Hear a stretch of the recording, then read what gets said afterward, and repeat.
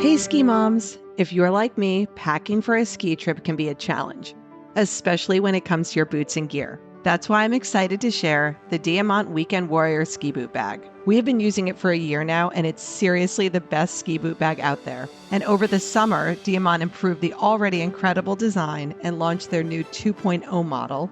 And we've got a special 20% off discount code to share with you. The key thing to know is that this bag is TSA approved and fits perfectly in the overhead bin as a carry-on. No more worrying about lost luggage or paying fees to check your boot bag. My ski boots are the one part of my ski kit I never rent.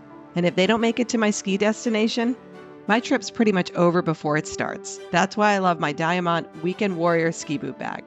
The bag is designed by skiers for skiers with a water-resistant and ventilated boot compartment that keeps my ski boots dry and fresh. We've teamed up with Diamant to get you 20% off the Weekend Warrior ski boot bag for your whole family. Just use code SKIMOMS at checkout. Trust me, this bag will change how you travel. And the new Weekend Warrior boot bag comes in 3 colors: Diamant Black, Vermont Green, and Bluebird Blue. Which one will you pick to upgrade your gear?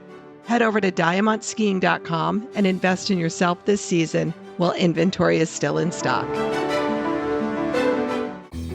Welcome to Season 4 of the Ski Moms Podcast. We're your hosts, Nicole and Sarah. We are in full ski trip planning mode for the upcoming season, and we have a great new Ski Moms resource to share with you. We just launched the Ski Mom Family Rentals website at skimomfamilyrentals.com. Our website connects moms across the U.S. and Canada with family-friendly ski homes, so you know you're booking from someone who gets it. Search by state to find the perfect vacation rental for your next family ski trip. We like to think of it as ski vacation rentals by moms for moms. Skip the stress of endless scrolling. Every property is handpicked with your skiing family in mind. Go to www.skimomfamilyrentals.com to explore our listings. Now is the time to book those ski trips for the upcoming season. And if you have a ski home to list with us, it's just $50 a year. You can showcase your ski property to thousands of like-minded moms. So visit skimomfamilyrentals.com to find the perfect place for your next family ski trip. We are so excited today to interview Brooke Froelich-Murray. She is a creator and serial founder, lots more about that, who encourages moms and families to get outside and explore. You can find her at brooke.froelich and WildKind Inc. on Instagram. Welcome, Brooke. Hi, thank you so much for having me this morning. We are so excited to have you. We want to jump right in because we know you're super busy. We first want to know, tell us a little bit about your family, because we know you from Instagram and we see all of your adventures, but kind of lay out what the family dynamic is with ages and stages. Yeah, we are lucky. I feel like we're kind of spread apart all of the ages and stages, right? Not all of them, a couple of them right now. We have a 9-year-old, my oldest son, Huck, who I was a single mom with for a couple of years. And he is just like the other half of my spirit. Like, I feel like we're very similar. We have a firecracker, Tatum, who is my daughter, and she's 5. She's turning 6 soon. And she's like our fiery, brave, fearless, creative, loves big, goes big, all of it. And then we have our sweet little baby, Levi, who is 2.5. I guess actually he's almost 3. He'll turn 3 in October. So we have an almost 3-year-old. But we are that family who I feel like our kids are spaced far enough apart that once we get off the bunny hill and we start to go into other terrain, we have another baby, so we're back on the bunny hill.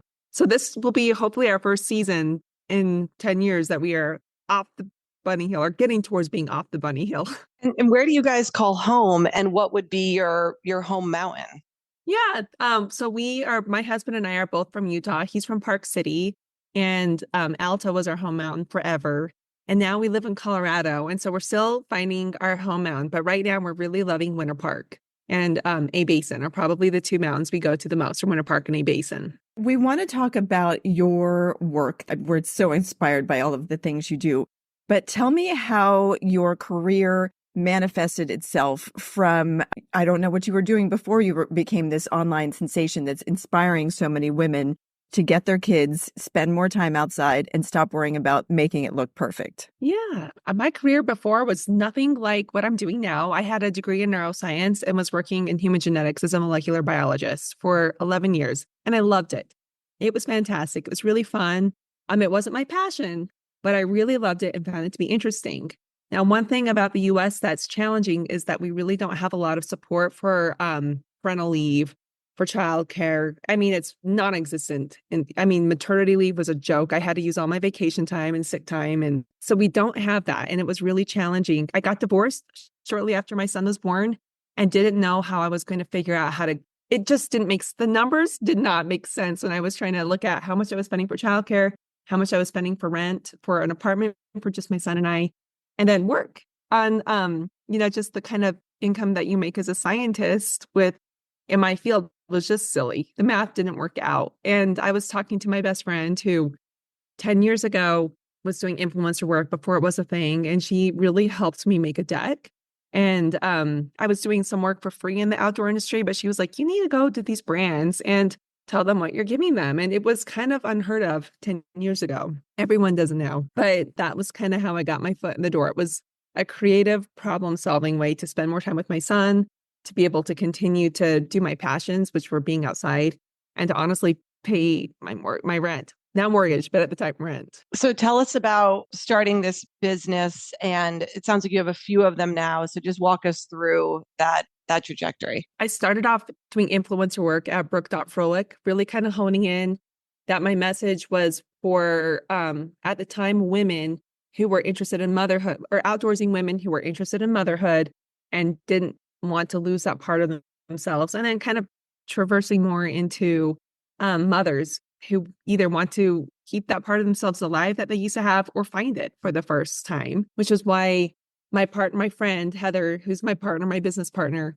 and I started WildKind Inc. We really wanted to kind of have a place in the step-by-step guide for parents either who were long time in the industry or in the sport, or really inviting parents who were interested, because we really feel like being outdoors is so beneficial for all families. You don't have to grow up as a ski bum to teach your kids to ski. Like, it's great for every single kid who gets out outside, and every single mom, I believe, who takes their kids outside. We started working on it in 2019 with a plan to launch in 2020. And then a pandemic happened. So we had to get creative, which is why we had those online resources instead of less meetups at the beginning of that business, which now we get to do meetups, which is our very favorite part and what the majority of our business is. And then from there, I also started a photography business to take photos of families outside together, because I really feel like that connection between moms and their little ones is so much, and dads too.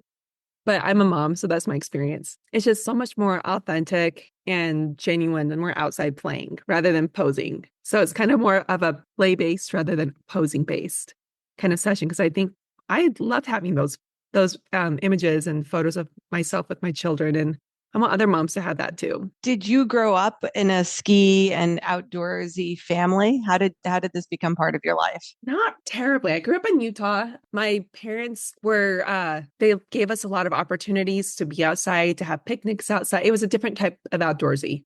Picnics outside, drives outside. My mom's always loved to take the long road home, to get outside and put our feet in the stream, but not necessarily outdoorsy sports like skiing. I mean, I think part of it is that the cost to entry is so high that my husband and I talk about this all the time, where this is our luxury we choose. We don't have a pool in our backyard. We don't have, the fanciest clothes or the fanciest house. Our luxury is time outside. It's the outdoor sport. My parents gave us a really rich childhood in a lot of different ways, but not necessarily, doing ski racing or mountain biking trips, but we did spend a lot of time playing outside. That wasn't something I found until my mid-20s, which is why I also kind of understand and want to give parents that opportunity to be like, you don't have to come from a ski family to ski.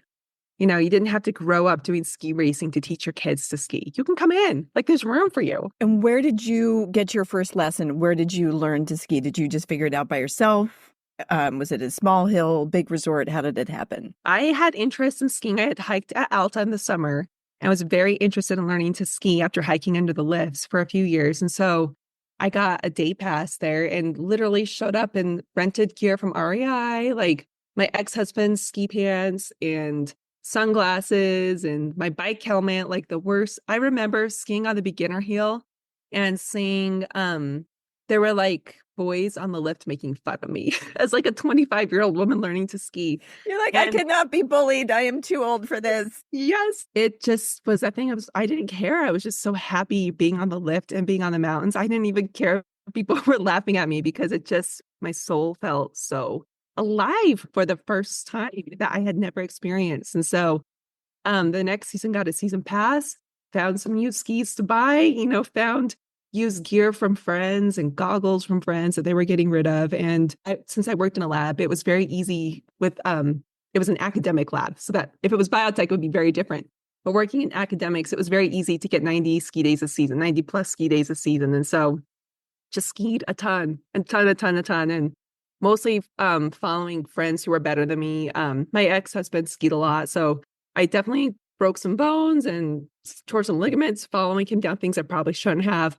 But just from going out a ton and finding people to ski with and finding new friends to ski with, it was the best lesson. I honestly could probably still benefit from an official ski lesson. I've not had one, but I could totally benefit from really tightening up my carving and getting my turns really pretty. Nicole's done some of the like women's clinics and really speaks very highly of them, but I haven't gotten out there. But I'm sure we could all improve our edging. I know that I like lean way back, and you're not supposed to do that, but as long as we're having fun.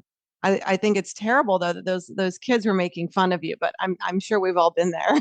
Yeah, I'm like, totally. I mean, people talk about Jerry of the Day before it was an account. I would have been on there. If that Jerry of the Day was around when I was 25, I probably would have seen a picture of myself. What does skiing look like for your family now, since you've got this large age range? How do you all get out there? The one tip I give parents with little kids is to be ready to adapt every season. It changes every single year. Last year was the first time since we've had all three of our kids that we've been out on the snow all day. So usually one of us will take our two bigger kids to go ski.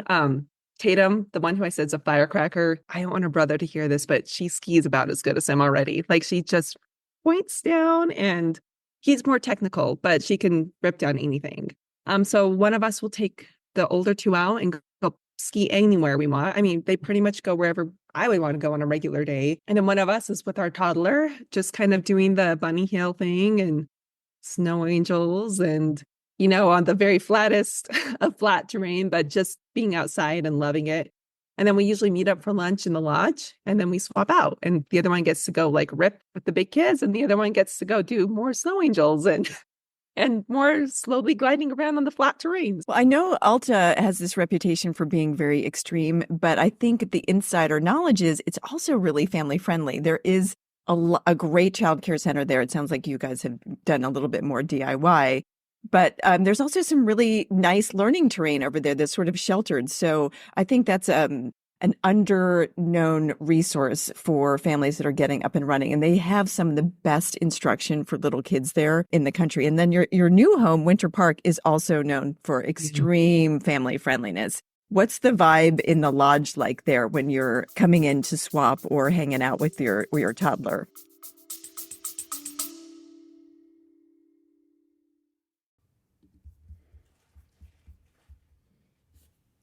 Ready to level up your family ski and snowboard gear this season? Let Ski House make it easy and fun with their Junior Equipment Trade-In program. Forget traditional rentals. Your kids get to shred on brand new gear at huge discounts. Here's how it works. First, you'll head to one of the 3 Ski House locations to pick out your new skis, boots, snowboards, and bindings for your kids. Keep skiing and riding all season long. Then bring your gear back by Thanksgiving the next year and get a 50% credit towards next season's gear. It's the smart way to keep your kids in high-performance gear without breaking the bank. You'll get to pick from top brands like Atomic, Nordica, Rossignol, Salomon, and K2. A few tips. Bring your child's skis or snowboard and have a clean pair of skis and socks. Bring your child's skis and snowboards and have a clean pair of ski socks in hand. The Ski House experts will ensure everything fits like a glove. When your kids have top quality equipment that's perfectly sized, they'll be carving turns and hitting jumps with confidence all season. Pick from 3 locations, Woburn and Framingham in Massachusetts, and shop tax-free in Salem, New Hampshire. Check them out at skihouse.com. That's skihaus.com to find your nearest store and schedule your fitting.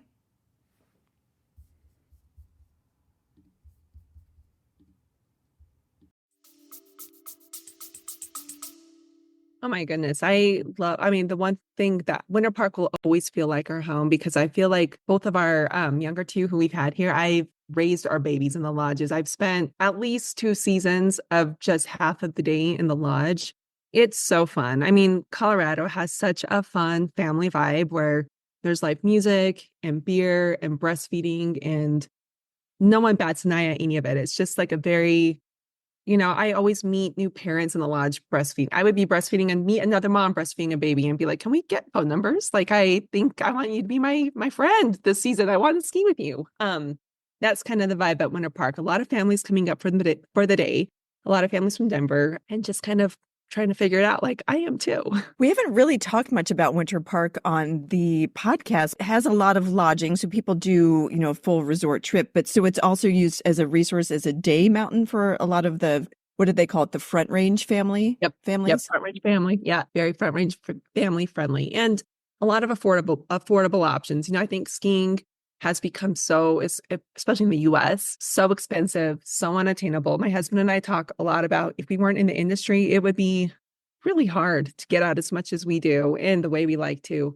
But Winter Park does have a lot of hotel options that you can find in the middle of the season for about $200 a night. And so it's a lot more affordable to find lodging. And the drive's not that bad. It's not, most of us just drive up in the morning because of I-70. We do try to leave our house by 5. So it's a full day, but yeah, it's pretty accessible for families. And I know there's a train. You wouldn't do this because you're local, but I believe there's a train from the airport somehow that gets you to Winter Park. It's one of the few train-served ski resorts. I haven't done the train because it's kind of expensive per person. So for families, it's not really a super budget-friendly option. But I do have friends who've done it with kids, like one time a season, where it's kind of that epic. You're on the Rio Grande track. You come through the Moffett Tunnel, which is a really cool historic thing, or a historical piece of Colorado in the train. And it's really cool. I've heard it's just long. It's kind of a piece of, it's like you do it maybe for a weekend, take the train up, make a whole thing of it. You've mentioned a few times just the cost of this, which we've talked about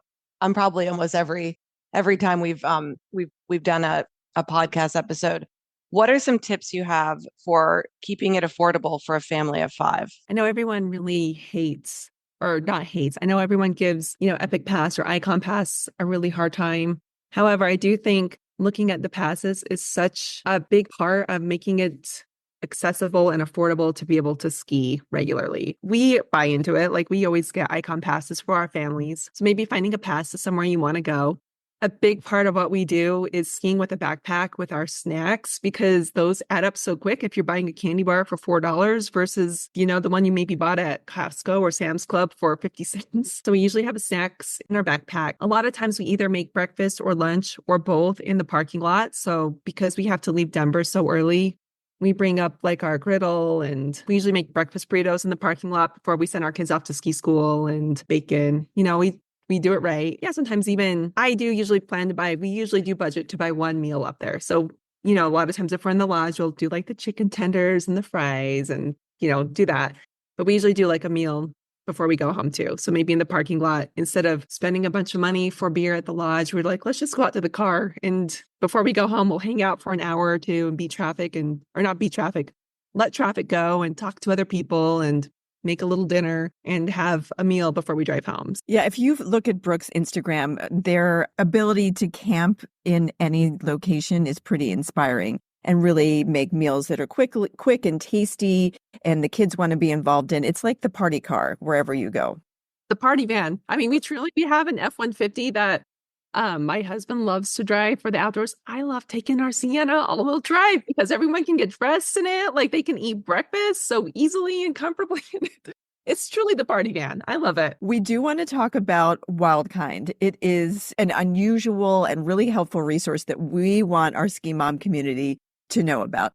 You talked a little bit about the founding of it, but let's dive in and talk about the resources that people can find on there. Right now, the biggest resource that we are spending time with are our meetups, because it's been something my partner and I have both really benefited from. She lives in the Roaring Fork Valley, like Aspen is her mountain, which is a bit further away from the Front Range Bomb. So she doesn't get to come to as many. Heather doesn't get to come to as many. But for me, it's really been so helpful to find other mothers. But one thing we worked on together with Nordica and Aspen Snowmass is building a virtual ski school. And part of why we did that was because it was the pandemic, at the time, getting instruction for your kids was just expensive because you had to book out the entire instructor. You couldn't just put them in like a 4-week program with a bunch of random kids. You really had to book an instructor for the season, which was really inaccessible. And even still, for young kids, if you are getting into skiing and you just bought everyone gear, you just bought everyone's snow clothes, you just bought your snow passes, getting instruction can feel really hard if you're doing it all at once. And so we built this virtual ski school with their amazing, the head of their program there, Kevin. Oh, what's his last name? I'll have to give it to you so you can include it because he was absolutely amazing. He is absolutely amazing, but it teaches parents how to teach kids, because it can feel really frustrating to teach your children, but working with an instructor who can help you kind of understand what the psychology behind what an instructor is doing, and those really small things that are so valuable, like taking the time to dedicate not a day, several days to letting your little one walk around in ski boots and sliding on flat terrain and kind of teaching them how to stomp out the fire to work on turns and a lot of those little things. And it stops for your linking turns. That was where we ended because we were like, at that point, go to an instructor. You get so much benefit. We every year put our kids in ski school, and it's the best investment we've made for ourselves and for our kids is giving them that independence to go learn and play with other peers. That was a resource we wanted to give our community to just be able to get out and get started somewhere. And is it a subscription or do you, pay one fee and then you become a member? How does it work? I think we're going to tweak our business plan as we've been learning. We're learning something every season, but it has been a membership-based thing. So you pay a membership fee annually or monthly, and then you get all of our resources, our online education resources, meetups, and then discounts with different brands that we partner with. Can you describe one of these meetups and what a mom would expect that to be like? So we usually have a couple of big core events a year. Like we've been doing International Women's Day for a ski day for the last several years. You would reserve your ticket. They get a swag bag from our sponsors. You show up and in the past, we've done an uphill skin and then like a party ski down.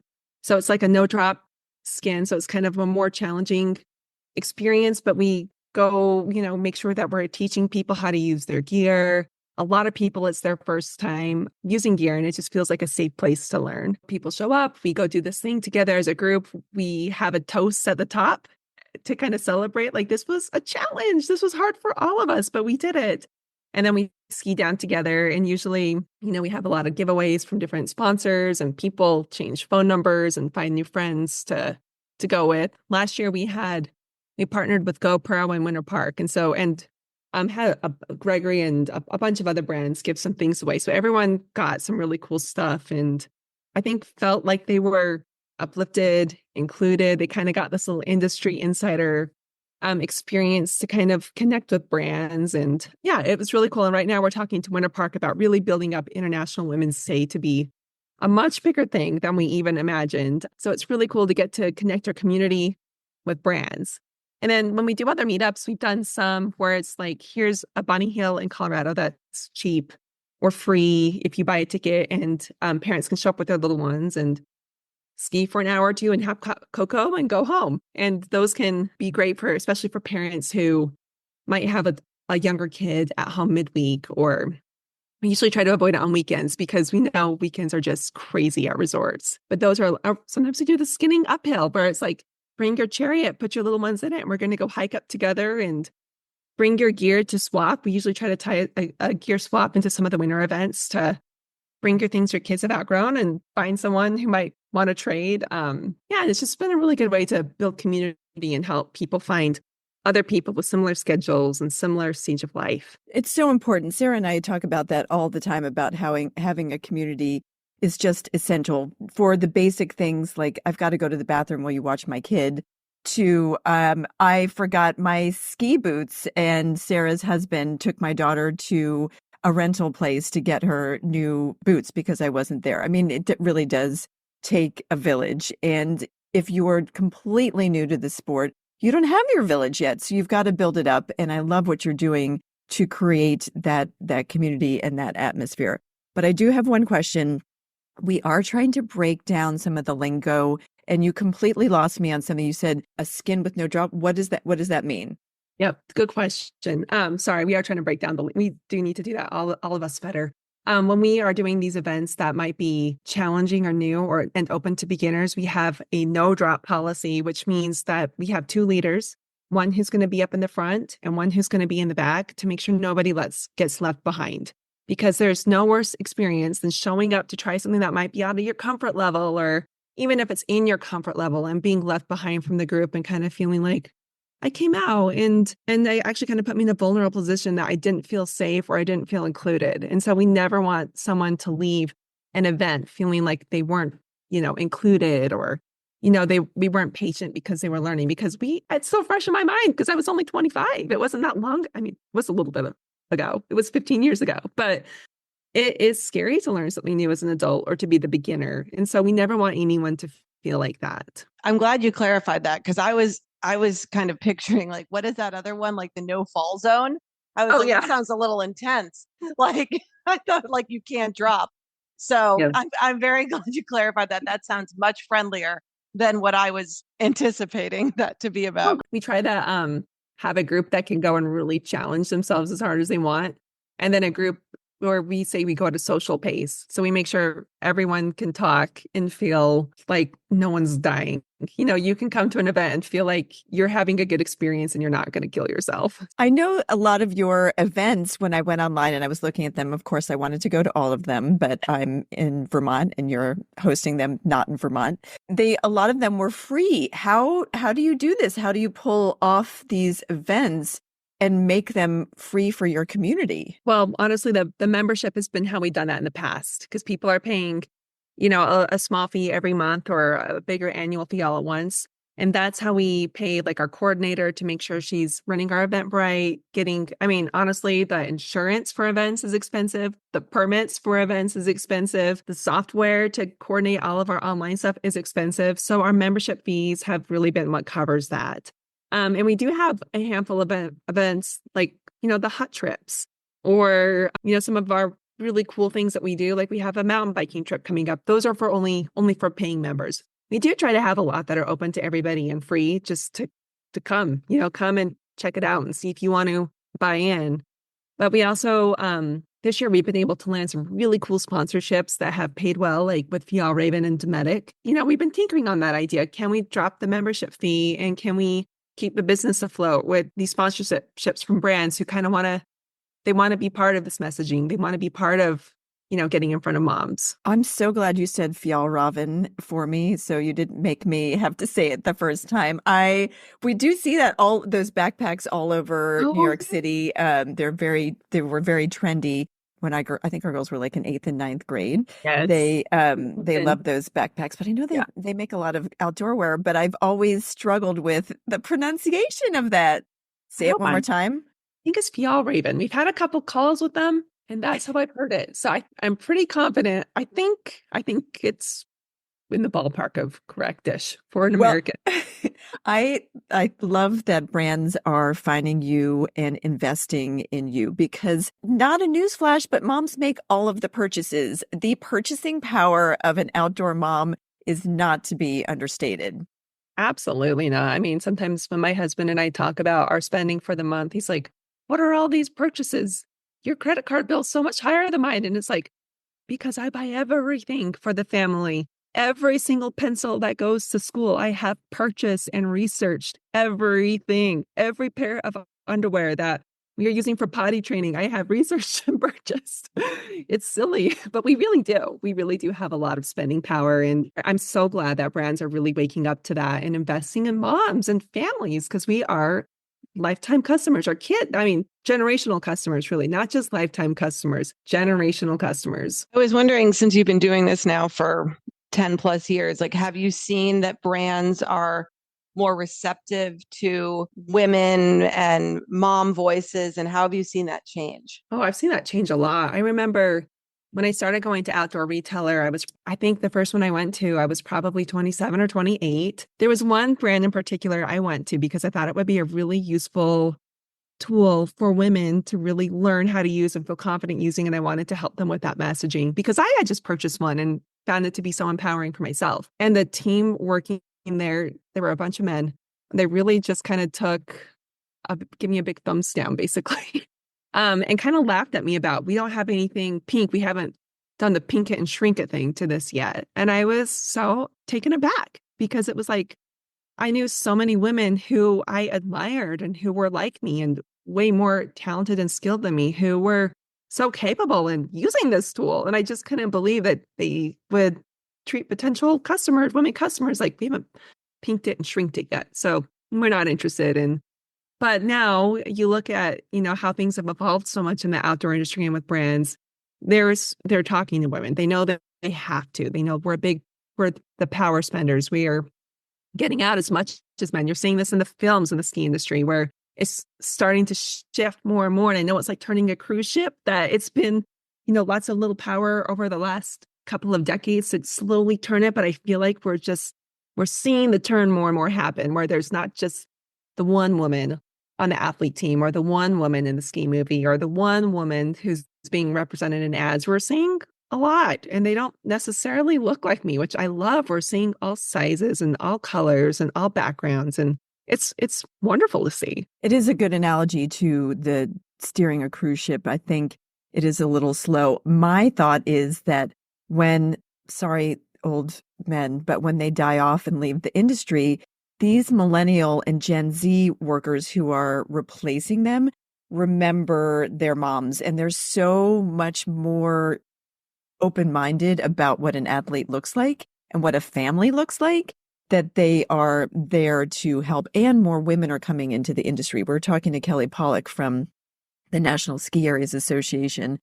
And 20 years ago, there weren't women at the helm of these mountains. So they weren't putting bathrooms. Her big thing was bathrooms. They weren't putting bathrooms in strategic places or giving enough space for a diaper change or having a place if you did want to breastfeed outside of the chaos that was there. So I do think these younger members of the management team who are a little bit more progressive, I mean, not in the political sense, but in the sense of what families look like, I think we're going to see some changes. But we got to be patient, and we have to keep making noise in a very positive way that we're here. We have to keep showing up and reminding them that we are joyful and that we have a lot of money to spend as well. I love that. And we're creative.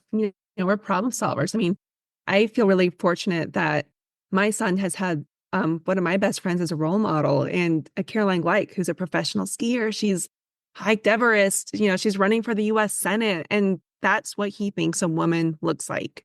That's what he expects for his peers. And I think about the women that we go camping with, and he's like, he has seen cars off the side of the road and a friend pull him out, or he knows that I can't tell you how many times at a trailhead there's been a bro who's had their car stuck and I have had my tracks and my shovel ready to help dig out. I mean, that's what my kids expect for women. That's who Gen Alpha, Gen Z see and what they know women do. Well, I can't pull anybody out of tracks, but I did for the first time in however long I've been driving. I put air in my tires yesterday, and I was so proud of myself. Yeah, it's huge, though. I mean, just knowing that you're capable is really big. It took a very long time, I will say. I was definitely hogging. I went to the free air place, and I was because the meter was broken on the gauge was broken, so I had to keep running into my car to see what the PSI reading was.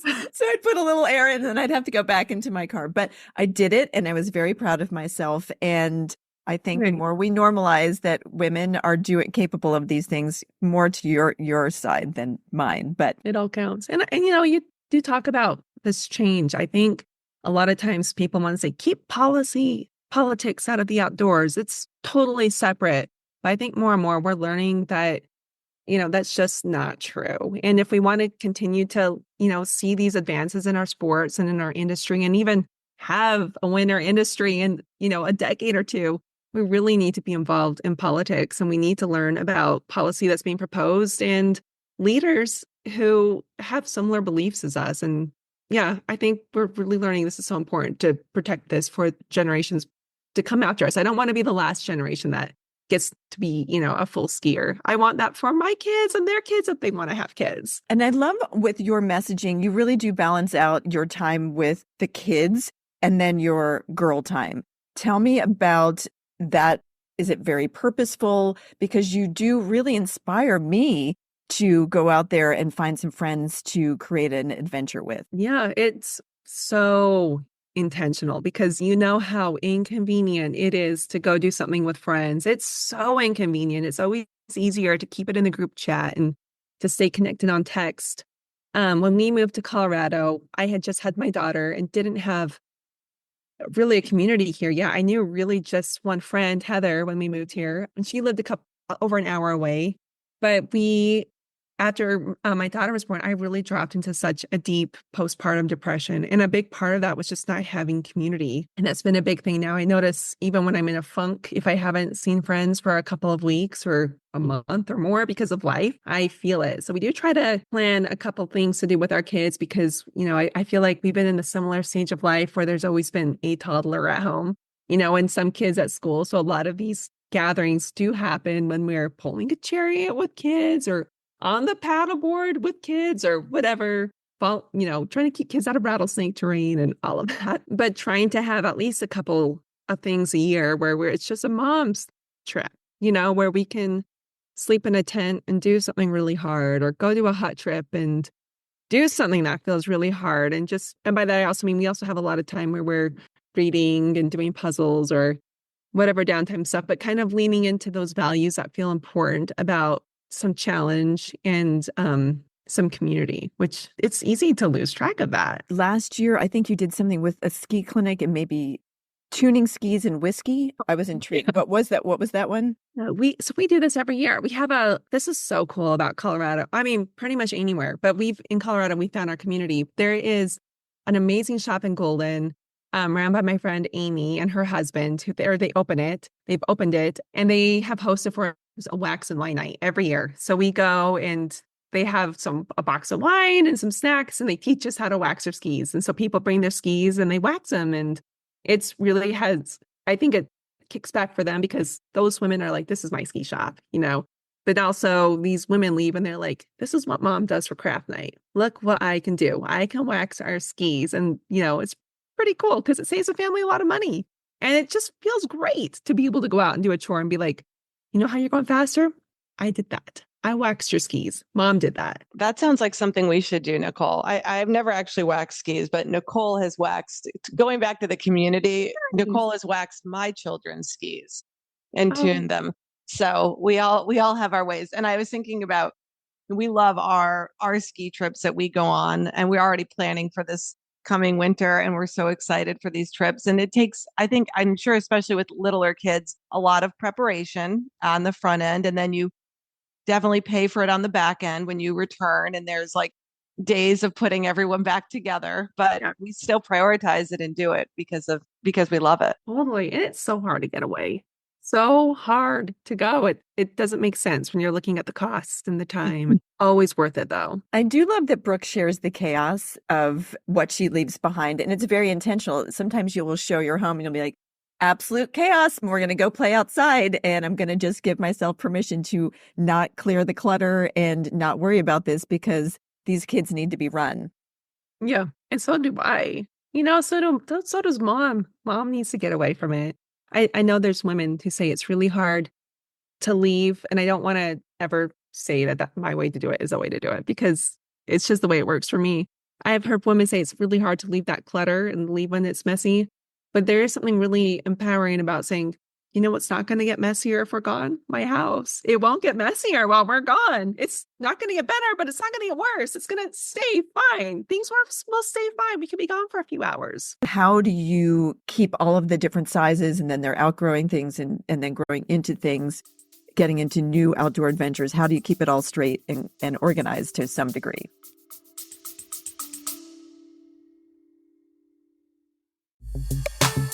Hey, Ski Moms, we're headed back to the Boston Snowbound Expo for the third year in a row.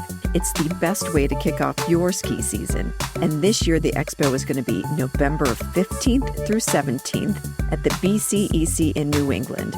Once again, this year, we've got your free tickets for you and your family. Just use the link in show notes and code SKIMOMS to get your free tickets. Whether you're a seasoned pro or your family's new to the slopes, there's something for you at the Boston Snowbound Expo. You'll find epic gear and more to buy this year, inspiring talks from top athletes like Hannah Kearney, Gigi Ruff, and Todd Richards, live action and entertainment, après celebrations, and so much swag. We can't wait to see you there. Remember to click the link in show notes and use code SKIMOMS to get your free tickets.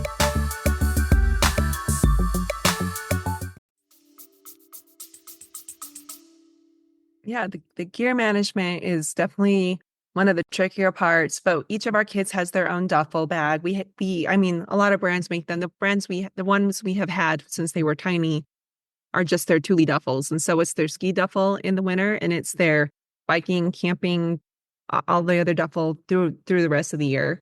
So everyone has their own duffel. The hard part for me is managing the sizes because our kids grow out of stuff so much.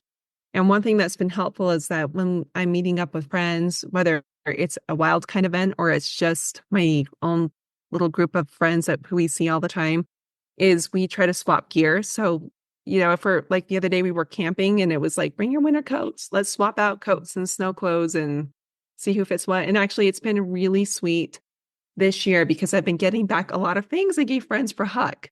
And also I've gotten clothes for one person. I was like, thank you, Lindsay, for this. And she said, actually, that came from Kirsten. So it's kind of fun to see them be cycled through. And instead of gear getting one use, it's like this has been through 4 or 5 kids. And, investing in, we do a lot of work with Rama. Those clothes look exactly the same as when I'm getting it back for Levi as when I gave it away for Huck. And they have been just abused harshly for 5 seasons. It's wild how it looks the same. Raymond, I completely agree. Something about those Nordic lands, they seal their seams a little bit tighter than we do here in the US. Yeah. And one thing I did want to talk about is I loved your video that I saw recently of completely impractical. You had your daughter out hiking. It looked like in her Belle princess. Yeah. Tell me about that. I think I'm learning how to not have things be too precious. That's been a hard thing for me to learn how to let go of, but my kids have really taught me to just be present and to not have anything be too precious. She got these dresses that are beautiful princess gowns, and she's probably, I don't know, 2 or 3. And I remember there was just one season in particular, she wanted to wear them every day. She skied in them, biked in them, hiked in them. And it was hard to kind of see them get trashed because they weren't the quality outerwear that Raymond is. This was like Disney princess quality. But those memories last forever, and I think sometimes we can feel like that even with our finances with kids. It can feel hard to make that investment for a ski season knowing it's just for 3 months or 4 months. But that experience is woven into them. And whether or not our kids are appreciated, I, as a mom, appreciate it. That is like the gift I'm giving myself. It's like, what a beautiful motherhood I get to have, and what a beautiful childhood I hope they feel like they get to have, because the stuff is temporary. Even the money is temporary. It goes so quick. But what are the experiences we're investing in? Since you also do work as a photographer, like one of the things that I was wondering about, you obviously you have all your social media and you are taking photos all the time. Do you have any tips for how to keep the photos organized? Like, how do you manage those? And do you do anything like creating like photo albums for the kids? Or I just love a little insight into your photo management, because I think a lot of us struggle with that. Yeah, I struggle with it. It's hard. Usually I try to, my phone is a whole other, it's just like so many photos and videos on there. It's ridiculous. I need to clean that out.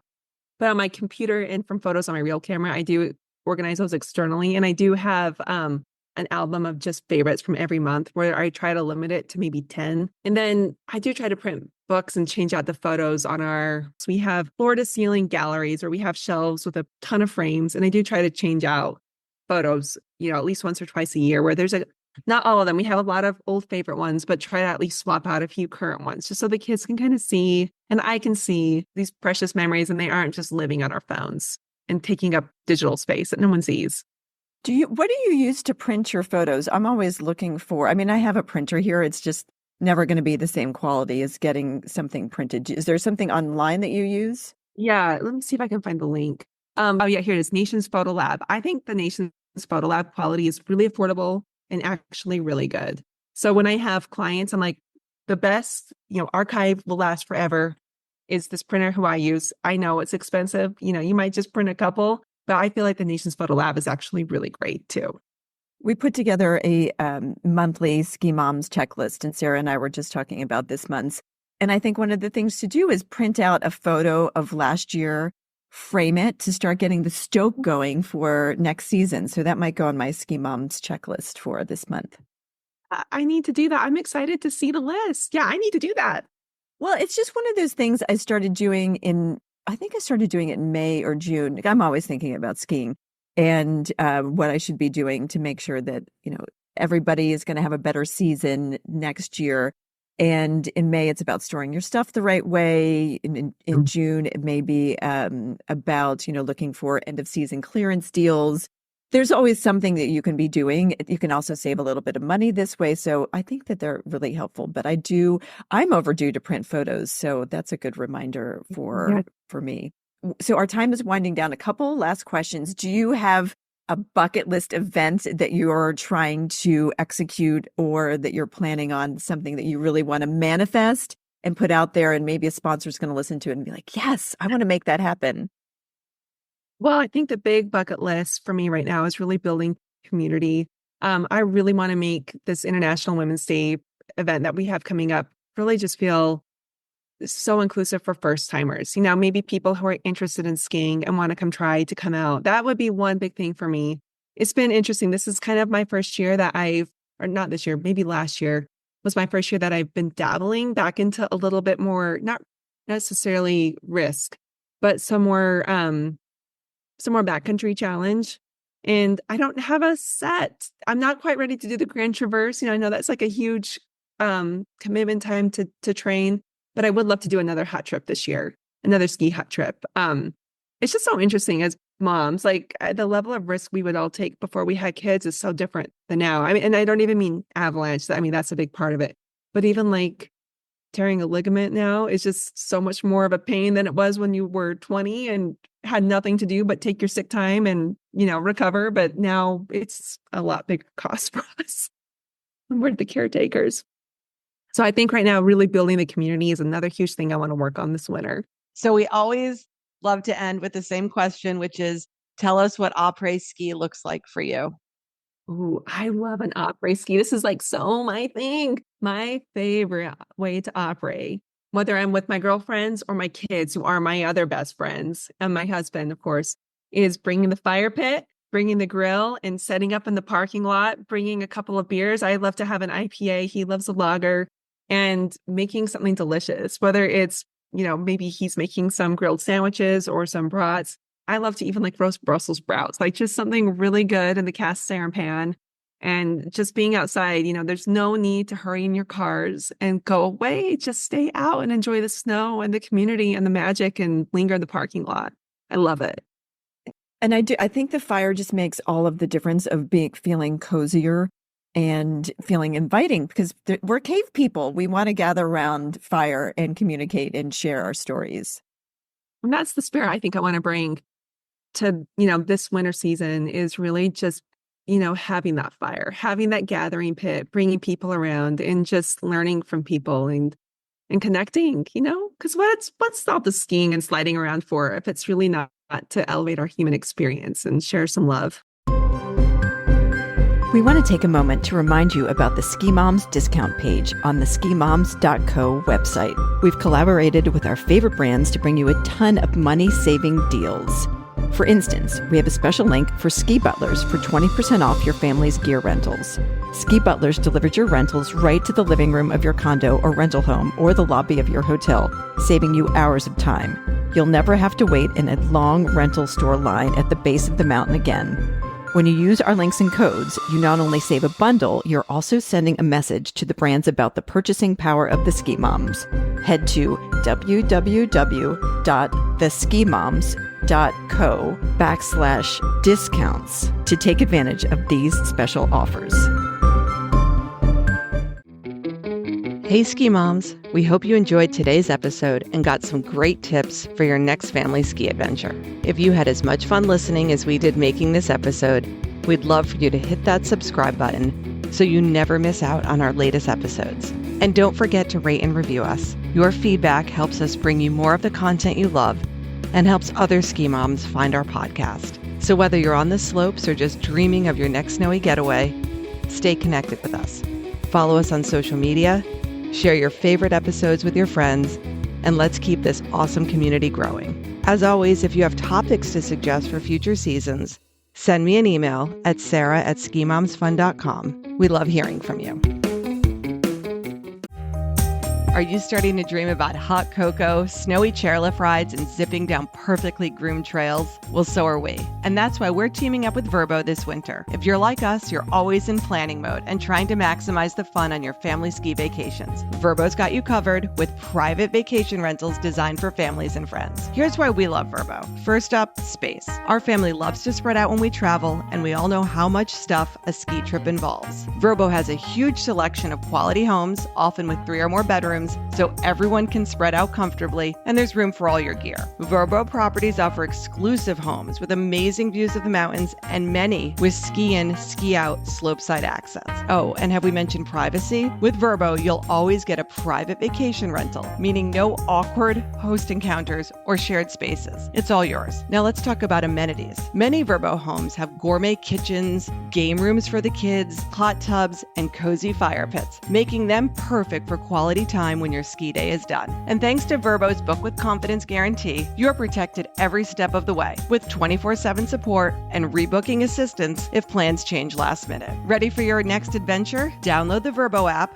or check out vrbo.com for trusted, family-friendly getaways and plan a stay everyone will love. This winter, we'll be sharing some of our favorite ski properties on social media. Make sure to follow along and get inspiration to plan your next trip.